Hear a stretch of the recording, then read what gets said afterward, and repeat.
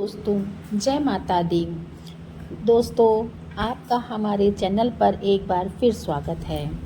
दोस्तों, माँ भगवती के 9 स्वरूपों की सच्चे मन से पूर्ण श्रद्धा भक्ति भाव से हम सभी ने अपनी सामर्थ्य के अनुसार पूजा आराधना की है, उपवास रखा है और इन नवरात्रों के दिनों में रखे गए व्रतों का पूर्ण फल हमें तभी मिलता है जब हम व्रत का पारण भी सही विधि विधान से करें।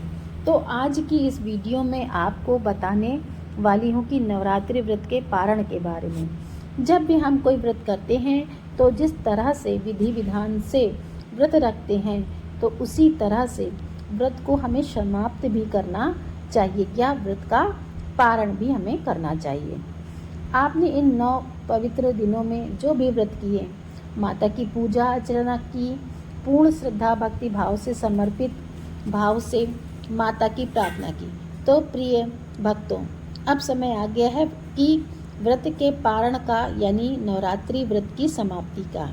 तो आज आप जानेंगे कि नवरात्रि व्रत आपको कब खोलना चाहिए, यानी व्रत का पारण कब करना चाहिए, और प्रसाद में सबसे पहले किस चीज़ को ग्रहण करके अपने व्रत को खोलना चाहिए। इसके अलावा कलश विसर्जन का शुभ मुहूर्त क्या रहेगा।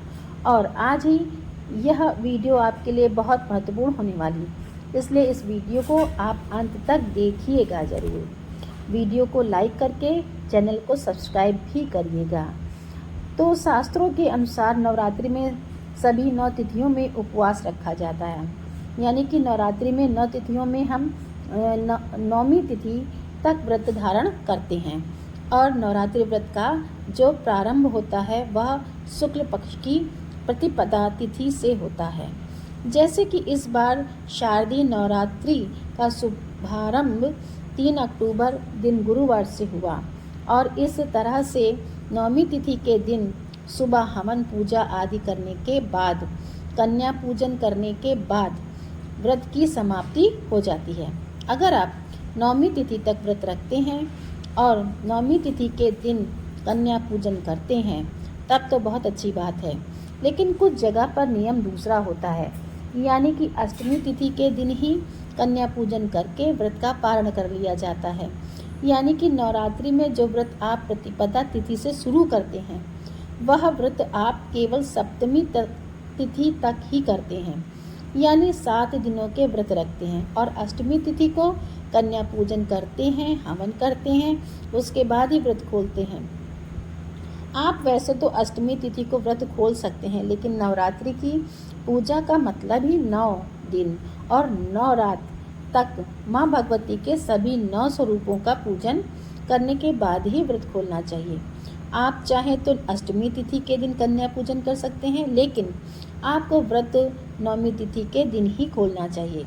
लेकिन कई बार भक्तों के लिए ऐसा करना संभव नहीं होता है, तो आप अपनी श्रद्धा के अनुसार जैसे भी हो सके, आपके घर में जो परंपरा चल रही हो, आप उसके अनुसार व्रत अष्टमी को भी खोल सकते हैं।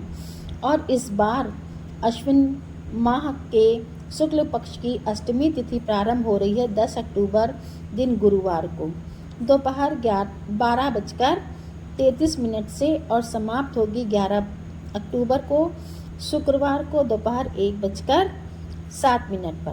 भले ही 10 अक्टूबर को दोपहर से तिथि प्रारंभ हो रही हो, लेकिन 10 अक्टूबर गुरुवार के दिन ही महाअष्टमी रहेगी और 9वीं तिथि प्रारंभ होगी 11 अक्टूबर शुक्रवार को दोपहर 12:55 पर से और समाप्त होगी 12 अक्टूबर शनिवार को सुबह 10:58 पर। और इस बार महानवमी 11 अक्टूबर दिन शुक्रवार को रहेगी, लेकिन कुछ जगह पर ऐसा भी कहा जा रहा है कि इस बार अष्टमी 9वीं तिथि एक ही दिन माने जा रहे हैं। तो आपके क्षेत्र में या आपके यहाँ पर जिस दिन भी अष्टमी तिथि मनाई जा रही हो, आप उसके अनुसार ही व्रत खोल सकते हैं या कन्या पूजन भी कर सकते हैं। लेकिन अधिकतर कैलेंडर में अष्टमी और 9वीं तिथि अलग अलग ही बताई गई है। कलश विसर्जन और दुर्गा विसर्जन का शुभ मुहूर्त 12 अक्टूबर शनिवार को सुबह 10:55 पर और शाम 5 बजे के बीच रहेगा। अब जो लोग अष्टमी के दिन व्रत का पारण करना चाहते हैं वह लोग 10 अक्टूबर गुरुवार को सुबह कन्या पूजन और हवन करने के बाद दोपहर 12:33 के बाद से व्रत का पारण कर सकते हैं।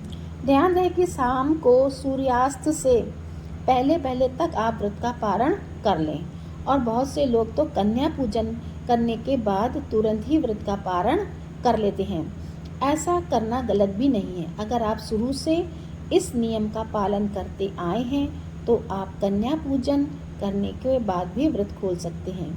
और जो लोग नवमी तिथि के दिन कन्या पूजन करने के बाद व्रत का पालन करते हैं उन्हें 11 अक्टूबर शुक्रवार को दोपहर 12:07 पर बाद से 5 बजे के बीच में व्रत का पारण कर लेना चाहिए। अब कुछ भक्त ऐसे भी होते हैं जो नवरात्रि की पूरी 9 तिथियों का यानी पूरे 9 दिन और 9 रात का उपवास करने के बाद 10वीं तिथि को ही व्रत का पारण करते हैं या उसी दिन कन्या पूजन करते हैं, हवन करते हैं, उसके बाद व्रत खोलते हैं। तो 10वीं तिथि को यानी 12 अक्टूबर दिन शनिवार को आप सुबह सूर्योदय के बाद से लेकर दोपहर 12 बजे के बीच में व्रत का पारण कर सकते हैं।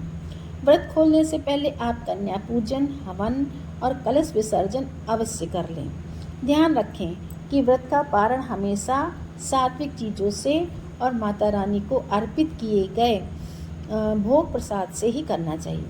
व्रत खोलते समय सबसे पहले आप पूर्व दिशा की ओर मुख करके बैठें, माता रानी के समक्ष बैठें, धरती माँ को प्रणाम करें, माँ भगवती को प्रणाम करें, सभी नव दुर्गा से प्रसाद लें, जैसे कि हलवा चने या खीर, या आपने माता को कोई मिठाई अर्पित की हो तो उसे आप दाहिने हाथ में रखें और माता रानी से प्रार्थना करें कि वे आपके द्वारा अर्पित किए गए भोग को स्वीकार करें।